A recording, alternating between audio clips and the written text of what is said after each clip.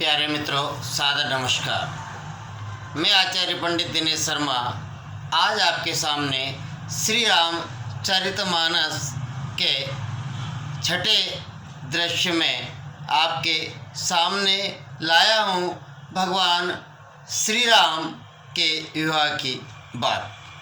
प्यारे मित्रों, जैसे ही भगवान श्री राम शिव धनुष को तोड़ते हैं, पूरी मिथिला में उत्साह ही उत्साह नजर आता है। वहीं से राजा जनक भगवान श्री राम के पिता श्री राजा दशरथ को आमंत्रण देते हैं कि वे बारात लेकर आए। योग संयोग से राजा जनक की चारों बेटियों का विवाह राजा दशरथ के चारों बेटों से हो जाता है। धूमधाम से बारात आती है, लग्न होते हैं। श्रेष्ठ मुहूर्तों में विप्र मंडलियों के द्वारा मंगलाष्टक गाए जाते हैं। कई दिनों तक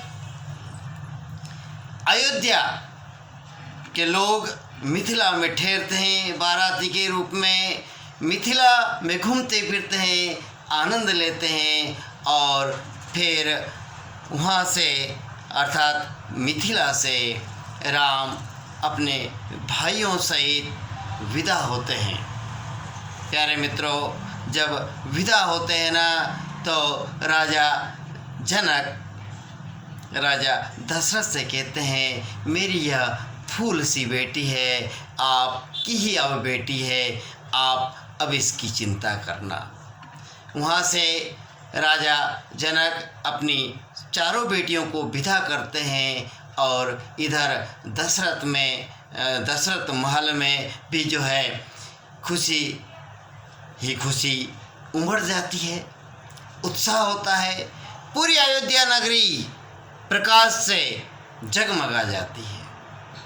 भगवान राम और माँ सीता के स्वागत की तैयारियां जोरों पर है।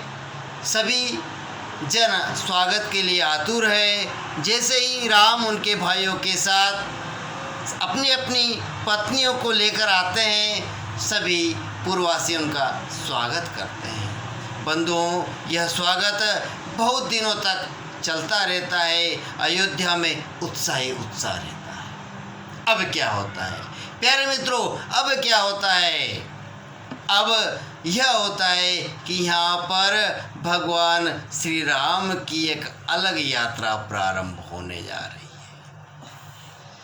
भगवान श्री राम के राज्याभिषेक की घोषणा राजा दशरथ करते हैं और जैसे ही राजा दशरथ भगवान श्री राम के राज्याभिषेक की घोषणा करते हैं ना, तो पूरी अयोध्या के पूर्ववासी प्रसन्न हो जाते हैं, हर्षित हो जाते हैं। हर्षोल्लास पूरी अयोध्या नगरी में छा जाता है।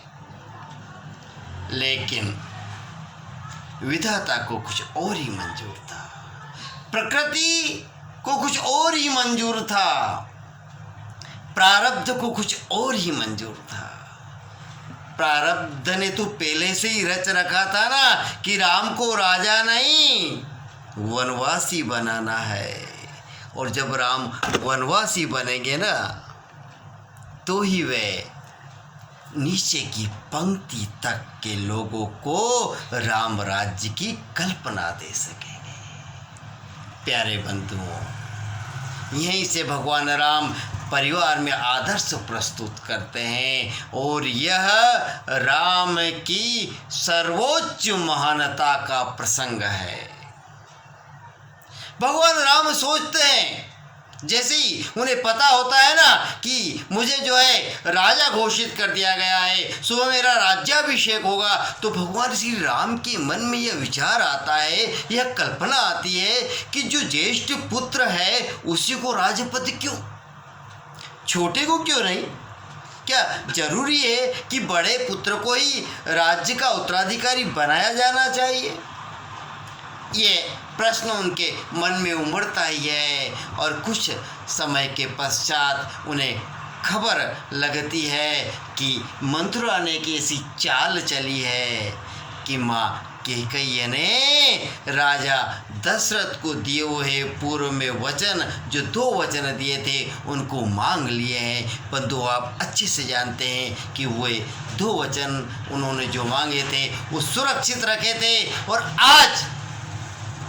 आज अयोध्या की सबसे प्यारी और अयोध्या के लिए जी जान लुटाने वाली रानी कैकेयी, जो राजा दशरथ की भी बहुत प्यारी रानी थी, उसने उन वचनों को मांग लिया है। और वे वचन को उसने किस रूप में मांगा? पहला, राम को 14 वर्ष का वनवास, और दूसरा, भरत को राजपद। भगवान श्री राम ने जैसे ही सुना ना, तो भगवान राम की मानो इच्छा पूरी हो गई। भगवान राम कहते हैं, राम प्रसन्न हो जाते हैं, मन ही मन प्रसन्न हो जाते हैं और कहते हैं कि भगवान, जैसे आपने मेरी सुन ली, विधाता आपने मेरी सुन ली है। भगवान राम सोचते हैं कि यदि मैं वनवास को स्वीकार कर लेता हूँ ना, तो माँ को जो वचन दिए हैं पिता ने, उन वचनों का पालन हो जाएगा, पिता के धर्म का पालन हो जाएगा।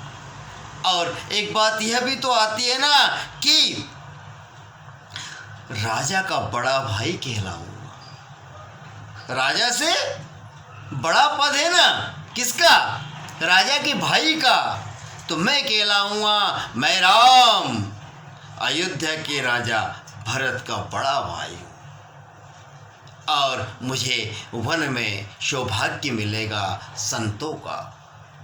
मुझे वन में सौभाग्य मिलेगा प्रकृति को निहारने का, अनन्य लोगों के संपर्क में आने का, जो दीन दुखी है, जो अभावग्रस्त है, उन लोगों को संकटों से मुक्ति दिलाने का। और इस प्रकार भगवान राम सहज रूप से ही उस वनवास को स्वीकार कर लेते हैं। यह जो छठा दृश्य है, इस दृश्य में मैंने आपको बताने का प्रयास किया है कि भगवान श्री राम बहुत ही कोमल मन से, बहुत ही सहज भाव से वनवास जाने का मन ही नहीं बना लेते हैं, वह अन्य लोगों को ढाढ़स भी बंधाते हैं। वे जो है अपने पिता को भी कहते हैं, माँ को भी समझाते हैं कि आपका राम यदि वन में जाएगा ना, तो वहाँ पर भी वह अयोध्या का नाम ही रोशन करेगा। और इस प्रकार भगवान श्री राम जो है अपने माता पिता को समझाने में सफल होते हैं, और अगले दिन अपने भाई अनुज, जो उनके संग वन में जाने के लिए तत्पर रहते हैं, उनके संग और अपनी धर्मपत्नी सीता के संग बहुत ही मुदित मन से खुशी खुशी वनवास की ओर चले जाते हैं। छठे प्रसंग में आपसे इतना ही निवेदन था। अगले प्रसंग में हमारी निश्चित रूप से भेंट होगी। तब तक के लिए आप हरि स्मरण करते रहिए। जय जय सिया राम, जय जय सिया राम।